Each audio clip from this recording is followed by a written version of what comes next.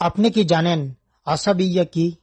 আসাবিয়া হল একটি ধ্বংসাত্মক শিরকি অপরাধ।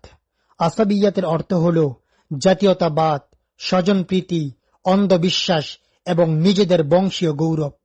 আবু দাউদ শরীফের বর্ণনা এসেছে, আল্লাহর নবী হযরত মুহাম্মদ সাল্লাল্লাহু আলাইহি ওয়াসাল্লাম ইরশাদ করেন, লাইসা মিন্না মান দাআ ইলা আসাবিয়াতিন ওয়া লাইসা মিন্না মান কাতালা আলা আসাবিয়াতিন ওয়া লাইসা মিন্না মান মাতা আলা আসাবিয়াতিন।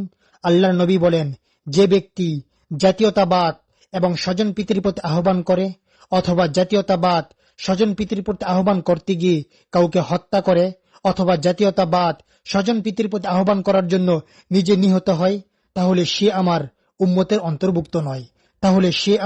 উম্মতের অন্তর্ভুক্ত নয়। আবু দাউদ শরীফের অন্য একটি হাদিসে এসেছে, আল্লাহর নবী হযরত মুহাম্মদ সাল্লাল্লাহু আলাইহি ওয়াসাল্লাম ইরশাদ করেন, মান কুতিলা তাহতা রায়াতিন ইম্মিয়াতিন ইয়াদউ আসাবিয়াতান ওয়া ইয়ানসুরু আসাবিয়াতান ফাকিতলাতুন জাহিলিয়াহ। যে ব্যক্তি জাতীয়তাবাদ স্বজনপ্রীতির প্রতি আহ্বান করে অথবা জাতীয়তাবাদ এবং স্বজনপ্রীতির জন্য স্বজনপ্রীতিকে সাহায্য করার জন্য অজ্ঞতার পতাকা তলে নিহত হয়, ফাকিতলাতুন জাহিলিয়াহ, সে জাহিলাতের মৃত্যুবরণ করলো।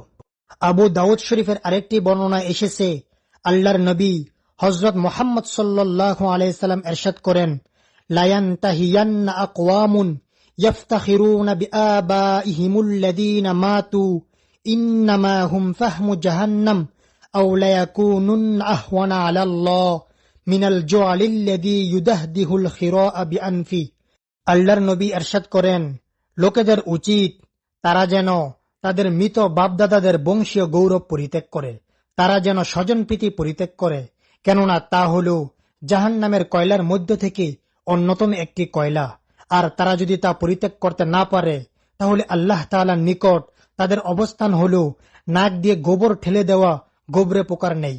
জাতীয়তাবাদ স্বজনপ্রীতি এটা এতটাই একটি নোংরা বিশ্বাস, যে সম্পর্কে পৃথিবীর শ্রেষ্ঠ মানব যে ব্যক্তি সর্বোত্তম ভাবে কথা বলতেন সেই মুহাম্মদ রাসূলুল্লাহ সাল্লাল্লাহু আলাইহি ওয়াসাল্লাম ইরশাদ করেন, মিশকাত শরীফে এসেছে, মান দাআ ইলা আসাবিয়াতিন, যে ব্যক্তি মানুষদেরকে স্বজনপ্রীতি জাতীয়তাবাদের প্রতি আহ্বান করে, ফাকা আন্নামা আদ্দু আলা হান্নি আবিহি, সে কেমন যেন তার পিতার যৌনাঙ্গ কামড়ে ধরে রাখলো।